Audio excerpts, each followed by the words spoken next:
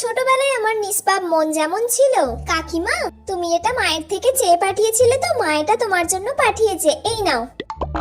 আয় তুই দুটো চকলেট নিয়ে যা। চকলেট? এই ছুটকি, তোর মা আমার নামে বাড়িতে কি কি বলে রে? হ্যাঁ বলে তো, অনেক কিছু বলে, যে মিতা কাকিমা সব জিনিস আমার থেকে চেয়ে চেয়ে নিয়ে যায়, ওর মনে হয় কিচ্ছু নেই, ভিখিরি কোথাকার, এরম করে বলে। আর কি বলে? মিতা কাকিমা মনে হয় কারোর সাথে ঘুরতে বেরোয়, প্রত্যেকদিন বিকালে দেখি কার সঙ্গে বাড়ি ফেরে।